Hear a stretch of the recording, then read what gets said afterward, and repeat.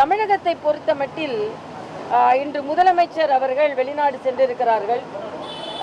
ஏற்கனவே இந்த வெளிநாடு போறதுக்கு முன்னால புதிதா ஏதாவது ஒரு நிறுவனம் இங்கே வந்து பெரிய அளவில் நிறுவனத்தை தொடங்கி பல பேருக்கு வேலை வாய்ப்பை கொடுத்திருக்கிறதா என்றால் இல்லை. அதே மாதிரி அங்க போய் வந்து நம்ம வந்து போஸ்ட் கொடுக்கறதும் சைக்கிள் ஓட்டுறதும் தான் அதிகமா இருக்கே தவிர MOU எதுவும் பெருசா இருந்த மாதிரி இல்லை. அதுக்கு இங்க கட்டமைப்பு இன்னும் அதிகப்படுத்தப்பட வேண்டும்.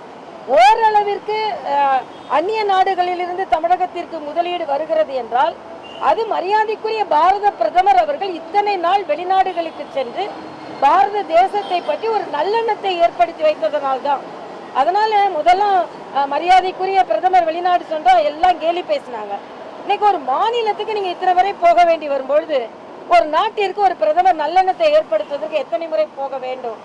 ஆக நீங்க எதையெல்லாம் எதிர்த்து சொன்னீர்களோ இன்று அதையெல்லாம் நீங்கள் நடைமுறைப்படுத்தி கொண்டிருக்கிறீர்கள் என்பதுதான் எனது கருத்து. அதே மாதிரி இந்த PM ஸ்ரீ திட்டம் அது மறுபடியும் இன்னைக்கு கூட ஏதோ மத்திய அரசுனால ஆசிரியர்களுக்கு சம்பளம் கொடுக்க முடியவில்லை என்ற தவறான கருத்தை இவர்கள் பதிவு செய்கிறார்கள். பள்ளி கல்வித்துறைக்கு மத்திய அரசு என்ன நிதி கொடுக்க வேண்டுமோ அதற்கான முழுவதுமாக ஏறக்குறைய 90% நிதி அவர்கள் கொடுத்தாகிவிட்டது. இந்த PM ஸ்ரீ திட்டத்தை இதற்கு முந்தைய தலைமைச் செயலர் நாங்கள் நடைமுறைப்படுத்துகிறோம், அதனால் 3வது 4வது பங்கை நீங்கள் ரிலீஸ் செய்யுங்க கொடுங்க என்று எழுதிவிட்டு அதுக்கப்புறம் இப்போ நாங்கள் நடைமுறைப்படுத்த மாட்டோம் என்று சொன்னால் என்ன அர்த்தம்? நான் ஏற்கனவே புதுச்சேரியில் அட்மினிஸ்ட்ரேஷனில் இருந்திருக்கேன். இந்த திட்டத்திற்காக இதற்காக நிதி ஒதுக்கப்பட்டது என்றால் அதற்காகத்தான் அதை பயன்படுத்த முடியும். ஆக அதற்காக பயன்படுத்துகிறோம் என்று எழுதிவிட்டு இன்று நாங்கள் பயன்படுத்த மாட்டோம் என்று சொல்வது சரியல்ல. அதனால் முற்றிலுமாக தவறு செய்தது திராவிட முன்னேற்ற கழகம் தான். இன்னொன்று, கார் ரேஸை உங்களால அவ்வளோ சீக்கிரம் நடத்த முடியுது. ஆனால் ஒரு புதிய கட்சி தொடங்கி ஒரு மாநாடு நடத்துறதுக்கு ஒரு இடத்தை கேட்கறதுக்கு அவர் லீவில் போயிருக்காரு, இவர் லீவில் போயிருக்காரு, 21 கேள்வி 22 கேள்வி. ஆக எந்த அளவிற்கு எதிர்கட்சிகளை நீங்கள் முடக்க நினைக்கிறீர்கள்? பாரதிய ஜனதா கட்சி அப்படிதான். கள்ளக்குறிச்சியை பற்றி இங்கே ஆர்ப்பாட்டம் நடத்தும் போது பெண்களை எல்லாம் கைது செய்தீர்கள். ஆக எதிர்கட்சிகள் எல்லாம் யாருமே இருக்கக்கூடாது, முடக்கிவிட வேண்டும். ஏனென்றால் இந்த திராவிட முன்னேற்ற கழகத்திற்கு அவ்வளவு பயம் வந்து விட்டது. 2026 பார்த்து தான் என்னால் சொல்ல முடியும். மேடம், இந்த PM ஸ்ரீ சொன்னீங்க, அது ஏற்கனவே அவங்க லெட்டர் எழுதியிருந்த போது என்ன சொல்லியிருந்தாங்கன்னா PM ஸ்ரீ நாங்கள் வரவேற்கிறோம், ஆனால் ஒரு குழு அமைச்சு நாங்கள் வந்து அதை ஆய்வு செஞ்ச பிறகு எடுத்துக்கிறதா சீஃப் செக்ரட்டரி குறிப்பிட்டிருக்காரு. லாஸ்ட் டைம் அதான் யூஸ் பண்ணேன். பட் ஆனால் இப்போ வந்து இந்த 15,000 மாதத்துக்கு ஊதியம் கொடுக்க முடியல அப்படிங்கிறதா உண்மையான நிலையா? இல்லை இது இவங்க குழுலாம் அமைக்கவே முடியாதுப்பா. ஏன்னா நானும் அதெல்லாம் ஒரு திட்டம் மத்திய அரசிடம் இருந்து சொல்லப்பட்டால் அது நீங்கள் எடுத்துக்கொள்கிறீர்களா இல்லையா? இன்னொன்று, அந்த திட்டத்தில் எதுவுமே நெகட்டிவ் இல்லை. அந்த திட்டத்தில் என்னன்னா மேம்படுத்துவதற்கு, ஸ்கில்லை மேம்படுத்துவதற்கு, திறமையை மேம்படுத்துவதற்கு ஆனால் அந்த திட்டத்தை நாங்கள் ஒத்துக்கொள்கிறோம் என்பதை அவங்க சொல்லியிருக்கிறாங்க. அவங்க இதற்கு முந்தைய தலைமைச் செயலரோட கடிதத்தை பாருங்க. நாங்கள் ஒத்துக்கொள்கிறோம், அதனால் 3வது 4வது தவணையை நீங்கள் ரிலீஸ் செய்யுங்கன்னு தான் சொல்லியிருக்காங்க. இவங்க குழு அமைச்சு அதெல்லாம் செய்ய முடியாது. ஒத்துக்கொள்ள வேண்டும் என்றால் ஒத்துக்கொள்ள வேண்டும். ஏனென்றால் மத்திய அரசின் நல்ல திட்டம் தான். ஆக நீங்க எல்லாத்துலயும் அரசியல் செய்வோம், ஆனா மத்திய அரசு இதையெல்லாம் செய்யக்கூடாது என்று சொல்வது சரியல்ல. இன்னொன்று, மத்திய அரசு ஏற்கனவே கொடுத்த நிதியில் ஆசிரியர்களுக்கு சம்பளம் கொடுக்கலாம். இது இந்த திட்டத்தை செயல்படுத்தாதனால தான் நீங்க கிடைக்காது. ஆனா அதை வச்சு ஆசிரியர்களுக்கு சம்பளம் கொடுக்க முடியாது என்று சொல்வது திராவிட முன்னேற்ற கழகத்தின் செயலற்ற திறமையை காண்பிக்கிறது என்பது எனது கருத்து. பெண் DSP மீது வந்து தாக்குதல் நடத்தியிருக்காங்க. அதாவது முடிய பிடிச்சி இழுக்கிறாங்க, ஃபேஸ்புக்கில் அசிங்கமாக எழுதுறாங்க. ஆக என்னை பொறுத்த மட்டில் பெண்களுக்கு தமிழகத்தில் பாதுகாப்பு இல்லை என்பதைத்தான் நான் சொல்ல முடியும். இன்னைக்கு எவ்வளவோ நீங்கள் நடவடிக்கை எடுக்கலாம், ஆனால் ஒரு பெண் போலீஸ் அதிகாரி ஒரு பிரச்சனையை கட்டுப்படுத்த முடியாத அளவிற்கு தான் இருக்கிறார் என்றால், காவல்துறையே பாதுகாப்பற்ற நிலையில் தமிழகத்தில் இருக்கிறது என்றால் யாருக்குத்தான் பாதுகாப்பு இருக்கும் என்பது மிகப்பெரிய கேள்விக்குறியாக இருக்கிறது. இது வெளிநாடு அண்ணன் போயிட்டாருன்னா உடனே இங்கே எந்த சட்டம் ஒழுங்கும் யாரும் பாதுகாக்க கூடாதுன்னு என்பது இல்லை. அதனால உதயநிதி இதெல்லாம் கொஞ்சம் பார்த்தா சரியா இருக்கும்னு நினைக்கிறேன். ஏன்னா வேற வழி இல்லை, எல்லாரும் பயந்து போயிருக்காங்க. அவங்க அமைச்சர்கள் எல்லாம் உதயநிதின்னு இருக்காங்க. யாரு தான் பாக்குறாங்கன்னு தெரியல. அண்ணன் துரைமுருகன் இதுதான் நேரம் ஆயிடுச்சுன்னு அவரும் வெளியூர் போயிட்டாரு. அடுத்த துணை யாரு தான் பாக்குறாங்க? அடுத்த துணை முதலமைச்சர் யாரு? உதயநிதின்னு சொல்றாங்க. நேத்திக்கு வந்து துணை முதலமைச்சர்னா பார்க்கலாம். நேத்திக்கு Karnataka deputy chief minister press conference சந்திக்கும் போது என்ன சொல்லியிருந்தாருன்னா மேகதாது அணை கட்டுவது வந்து தமிழகத்திற்கு நல்லது அப்படின்ற மாதிரி அவர் சொல்லியிருக்காரு. அதை பற்றி இதைத்தான் கேட்குறோம். இதே இது பிஜேபி ஆட்சி செய்யும் போது இருந்தா என்ன சொல்லுவீங்க? இன்னைக்கு மேயர் கையை காட்டிட்டு ரொம்ப பவ்யமா நிக்கிறாங்க. ஆமா, கூட்டணி ஆட்சி மேகதாது அணை கட்டுனா பிரச்சனைன்னு அன்னைக்கு ஸ்டாலின் என்னெல்லாம் பேசினாரு. டாஸ்மாக ஒழிக்கிறதுனால அன்னைக்கு பேசுவீங்க, இன்னைக்கு வாய் மூடிடுவீங்க. காவிரி பிரச்சனைனால அன்னைக்கு பேசுவீங்க, இன்னைக்கு வாய் மூடிடுவீங்க. ஆக இன்னைக்கு வாய் மூடி அரசு தான் நடைபெற்று கொண்டிருக்கிறது. மிக மிக மிக மோசமான நிலையில் இங்கு அரசு இருந்து கொண்டிருக்கிறது.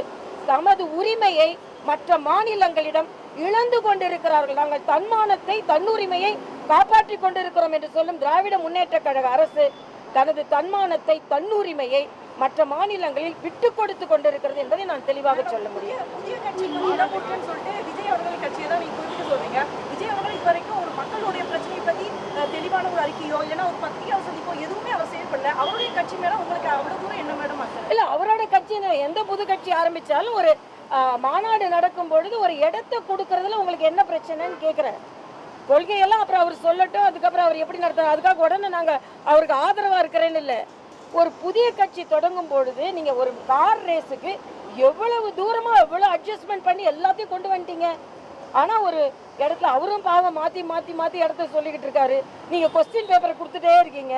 அவர் என்ன பரீட்சை எழுதி கொஸ்டினுக்கு ஆன்சர் பண்ணி என்னமா வந்து அவர் மாநாடு நடத்துற ஏன் அவ்வளவு பயம்னு கேட்குறாரு. பயம் தானே உங்களுக்கு, இடத்த கொடுக்கறதுல அவ்வளோ பயம். இடத்த கொடுத்தா மடத்தை பிடிச்சிக்குவாருன்னு நினைக்கிறீங்களா? பயம், இந்த பயம். ஏன்னா நான் சினிமாலாம் ரொம்ப பார்க்கறது இல்லை. அவர் கட்சியை தடுக்கிற மாதிரி காட்சியையும் தடுக்கிறாங்கன்னு கேள்விப்பட்டேன். கட்சியை தடுக்கிற மாதிரி திரை காட்சியும் தடுக்கிறாங்கன்னு கேள்விப்பட்டேன். இதெல்லாம் தெரியல. தம்பி விஜய்க்கு ஆதரவாக நாங்கள் அப்படிலாம் இருக்கோன்னு இல்லை. ஒரு புதிய கட்சி வரும்போது வரட்டுமே, வந்து எல்லாரும் சேர்ந்து களத்தில் இருப்போம். யாருக்கு மக்கள் ஆதரவு தருகிறார்களோ தரட்டும், நாங்க ரொம்ப கான்ஃபிடென்ட்டா இருக்கோம், அவ்வளவுதான். கவர்னர் ரவியோட ஸ்டேட்மெண்ட் பார்த்தீங்கன்னா தமிழ்நாடு பாடத்திட்டம் தரமானதாக இல்லை அப்படிங்கிறாரு. ஆனால் அதே நேரத்தில் வந்து ஃபார்மர் அண்ணா யூனிவர்சிட்டி விசி பாலகுருசாமி என்ன சொல்றாரு, இல்லை அவர் அப்படி பேசினது வந்து வருத்தத்துக்குரியது, தரமான கல்வி முறை தான், ஆனால் கல்வி கற்பித்தல் முறையில் மாற்றம் வேணும். இல்லை, இதில் என்ன அவர் பாலகுருசாமி அவர்களோட ஸ்டேட்மெண்ட்டை நானும் பார்த்தேன். அவர் சொல்றாரு இன்னும் சில மாற்றங்களை செய்து கொடுக்க வேண்டும், இன்னும் சில பிரச்சனைகள் இருக்கிறது. அதாவது தெளிவா இந்த மும்மொழி கொள்கையை பற்றி ஒரு தெளிவான எண்ணம் உங்களிடம் இருக்கிறது. பிரான்ஸ் கான்சுலேட் கூட சேர்ந்து பிரான்ஸ் படிக்கணும்னு நீங்கள் அரசாங்க பள்ளி மாணவர்களுக்கு நீங்கள் ஒரு MOU சைன் பண்ணிடுறீங்க. நம்ம நாட்டில் உள்ள இன்னொரு மொழியை படிக்கிறது உங்களுக்கு என்ன கஷ்டம்னு நான் கேட்குறேன். ஆக அனாவசியமாக இன்னொன்று ஃப்ராங்காக கேட்குறேன், தனியார் பள்ளிகளில் ஹிந்தி கற்றே கொடுக்கலையா, இன்னொரு மொழி கற்றுக் கொடுக்கவே இல்லையா? இதுக்கு பதில் சொல்லுங்க. ஆக அரசாங்க பள்ளி மாணவர்களை மட்டுமே நீங்கள் அவர்களை துன்பத்திற்குள்ளாக்கி அவர்களின் வாய்ப்புகளை கெடுக்கிறீர்கள் என்பதை நாம் சொல்லித்தான் ஆக வேண்டும். மலையாளம் சினி இண்டஸ்ட்ரியில் ஒரு பெரிய பிரச்சனை, ஹேமா கமிட்டியோட ரிப்போர்ட் வந்து பல பிரச்சனைகளை உருவாக்கி இருக்கு. தமிழ் இண்டஸ்ட்ரியிலும் இது இருக்குன்னு பல செலிபிரிட்டிகள் சொல்றாங்க. என்ன நிலைப்பாடு உங்களுக்கு? இது ரொம்ப வருத்தத்துக்குரியது. நான் இன்னைக்கு கூட்டம் நடத்துறதுக்கு காரணமே அதுதான். தமிழ்நாட்டில் தேவையே இல்லைன்னு சொல்ல முடியாது. எல்லா துறைகளிலும் இருக்கு, திரைத்துறைகள் அதிகமாக இருக்கின்றது. திரைத்துறையை சார்ந்த சகோதரிகளே சில பேர் தங்களது கருத்துக்களை சொல்லிவிட்டார்கள். ஆக மலையாளத்தில் ஒரு பிரச்சனை பூதாகரமாக வெடித்தாலும் அதற்கு ஒரு தீர்வு என்று வந்து கொண்டிருக்கிறது. ஆக தமிழகத்தில், ஏன்னா தமிழகத்தில் இதற்கு முன்னால சில பாடகிகள், சில நடிகைகள், சில பிரச்சனைகள் இருக்கிறது என்று சொல்லி அவர்கள் மாய்ந்து போனார்கள். ஆக இங்கேயும் அதே மாதிரி பிரச்சனை இருந்தது என்றால், அதாவது இருக்கும்னே அங்கே உள்ள திரைத்துறையினரே சொல்றாங்க. அதனால அவர்களுக்கு தீர்வு கொடுக்க வேண்டும் என்பது எனது கருத்து. அரசியல்ல பெண்களுக்கு பாதுகாப்பு இருக்கா? அரசியல்ல பெண்கள் இன்னும் ஒரு ஆண் சமுதாயமாக தான் இருந்து கொண்டு இருக்கிறது. அரசியல்ல பெண்களுக்கு பாதுகாப்பு இருக்கிறதா என்பதை எங்களை போன்றவர்களை பார்த்து தெரிந்து கொள்ள வேண்டும். எங்களுக்கு பாதுகாப்பு இருக்கு, ஏன்னா நாங்கள் தான் மற்றவர்களுக்கு பாதுகாப்பு கொடுக்க வேண்டிய நிலையில் இருக்கேன். அதனால தான் அண்ணன் ஸ்டாலின் என்னோட பாதுகாப்பு எடுத்துட்டாரு. பெண்களுக்கு அதிகமாக பாதுகாப்பு இருக்கு, அதனால இவங்களுக்கு என்ன பிரேமலதாவோட பாதுகாப்பையும் ஏன் பாதுகாப்பையும் தான் எடுத்துட்டாரு. பெண்களுக்கு எதுக்கு பாதுகாப்பு? இவங்கெல்லாம் மற்றவங்களுக்கு பாதுகாப்பு கொடுப்பாங்கன்னு. ஆனால் பெண்களுக்கு பாதுகாப்பு இல்லை. ஒரு டிஎஸ்பியோட தலைமுடியை பிடிச்சி இழுக்கிறாங்கன்னா அப்புறம் அரசியல் உள்ளவங்களை மாத்திரம் எங்க பாதுகாப்பு இருக்கும்? நிச்சயமாக பாதுகாப்பு இல்லை.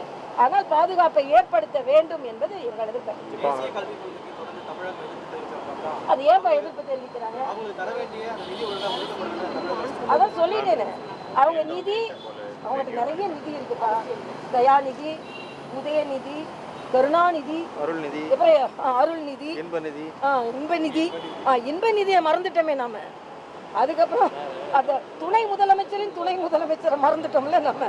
அதனால தவறான கருத்து. மரியாதைக்குரிய பாரத பிரதமர் நமது குழந்தைகளை இந்திய பள்ளி அறையிலிருந்து, அந்த பள்ளிக்கூட அறையிலிருந்து அவர்கள் அதை எடுத்துக்கொண்டு உலக அரங்கிற்கு செல்ல வேண்டும் என்பதற்காகத்தான் அவர்கள் ஒரு பெரிய திட்டத்தை கொண்டு வந்தார்கள். ஆக உலக அரங்கிற்கு நமது குழந்தைகளை எடுத்து செல்ல வேண்டும் என்று சொல்லுகின்ற பாரத பிரதமர் அதற்காகத்தான் அவர் புதிய கல்விக் கொள்கையை கொண்டு வந்தார்கள். அதனால் பள்ளிக்கூடத்திலிருந்து உலக அரங்கத்திற்கு கொண்டு செல்ல வேண்டிய அந்த குழந்தைகளை நீங்கள் தடுத்து கொண்டிருக்கிறீர்கள் என்பதுதான் எனக்கு. நன்றி. கண்டிப்பா 4 மணிக்கு டி மெரிடியன் வந்துருங்கப்பா. இங்க எல்லாம் கொடுத்துட்டே நாங்க வராம இருக்காங்க. அது முற்றிலுமாக பெண்களின் பாதுகாப்பு பிரச்சனை. அதனால வாங்க.